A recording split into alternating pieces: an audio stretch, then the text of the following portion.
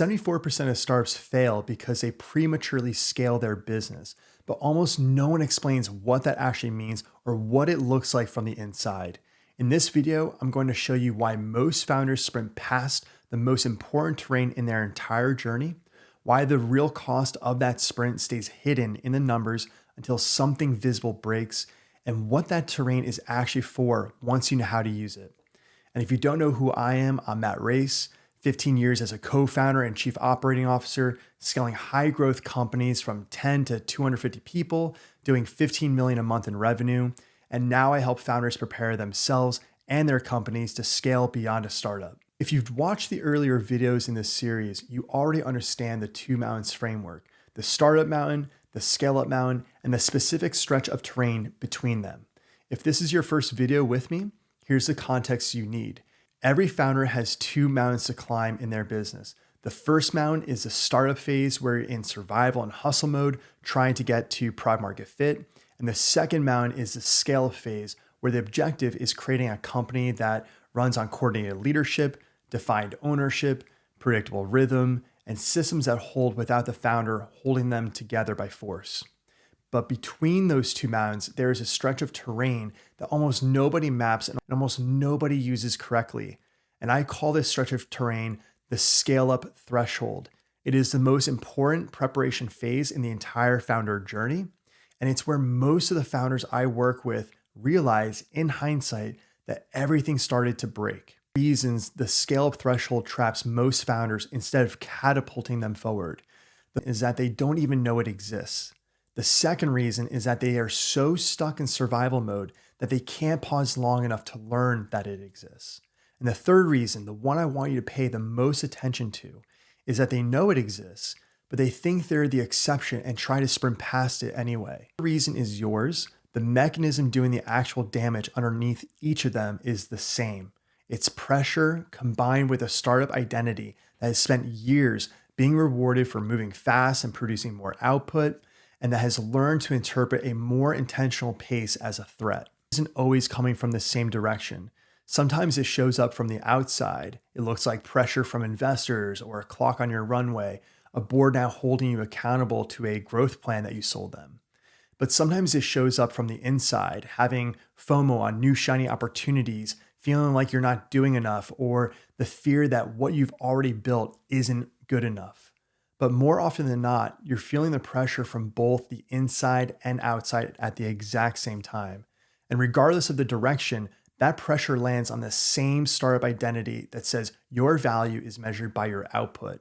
And the result is always the same. Instead of adjusting to a more sustainable pace before you scale your company, you go full throttle and continue sprinting. Well, Matt, I've had some of my greatest successes because of the pressure I was under. They motivated me to make big moves and it allowed me to see what I was actually capable of. No pressure, no diamonds. And let me be clear here. Pressure isn't black and white. There is a kind of pressure that's productive. It sharpens you, it motivates you, it shows you what you're capable of. And then there is another kind that flips you into a survival state and quietly starts making decisions for you. That second one is what we're talking about in this video. Part of the work of moving through the scale-up threshold, the terrain between the two mountains, is developing the skill of discernment, being able to feel the difference in real time and to recognize whether the pressure you're carrying is enriching your experience as a founder or depleting it. Cite a specific moment from my first company because it's where the actual cost of sprinting past the scale-up threshold shows up, and you don't even realize it or see it at the time. Further on to take over our customer success department, I've been carrying that work alongside everything else I was doing as chief operating officer.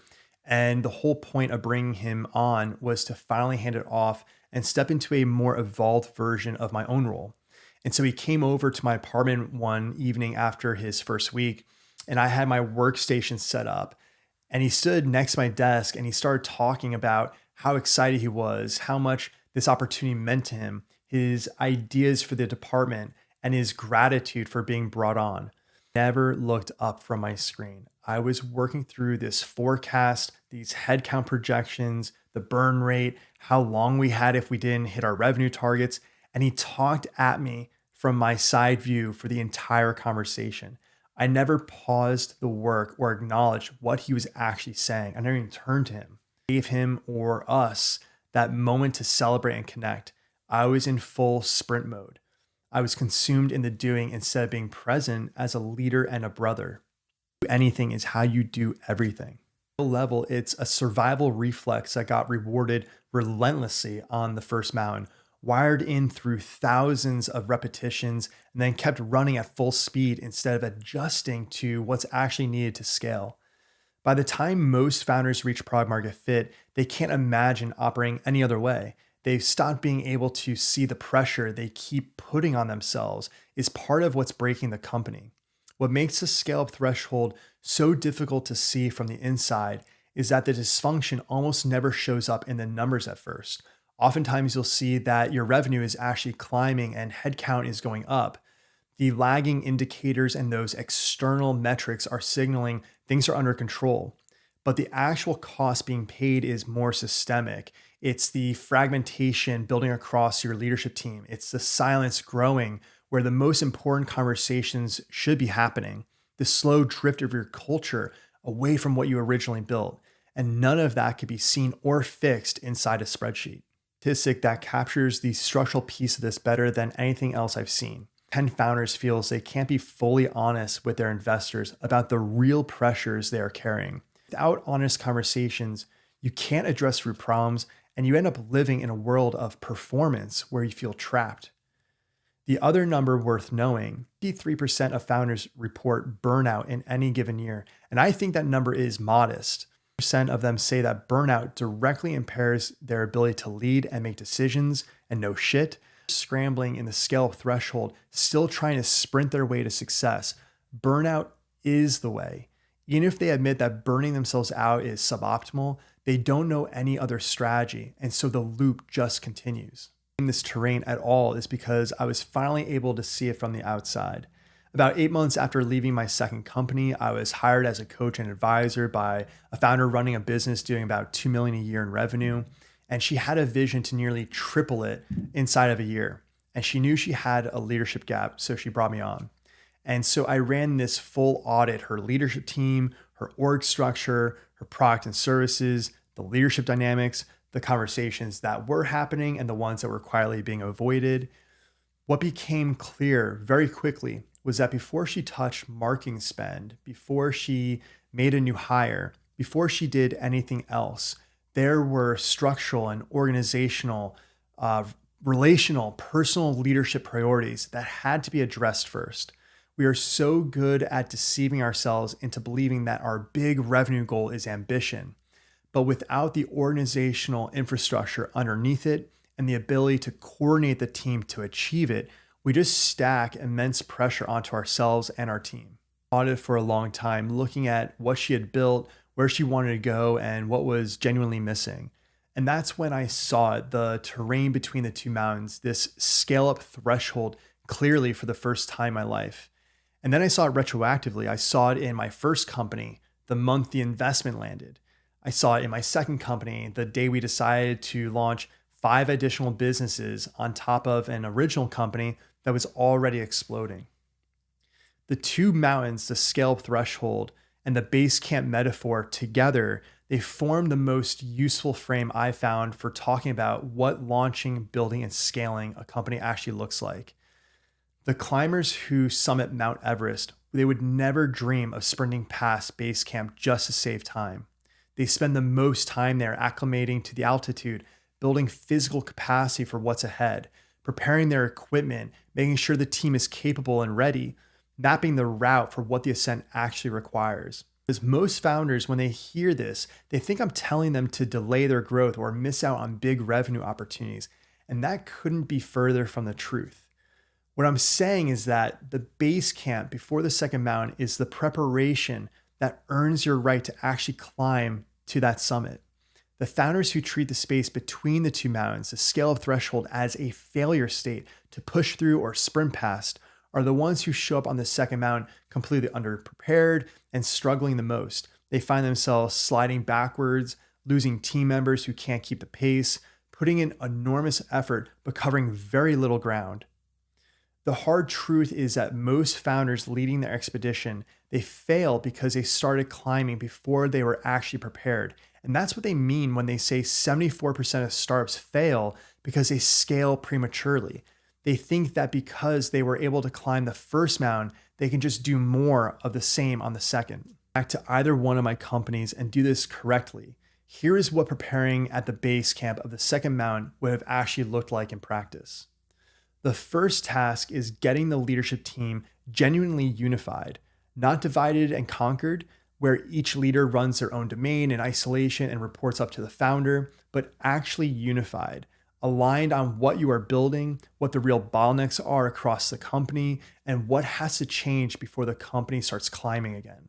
That divide and conquer model produces a collection of parallel startups under the same roof. Everybody is working hard, but nothing is actually integrated or being built together.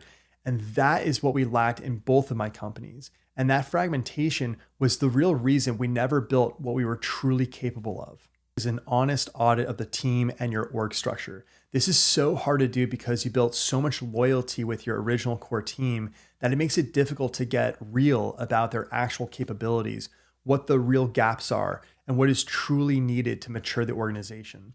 So you have to ask yourselves the honest questions. Who on this team can actually grow and scale on the second mountain alongside you?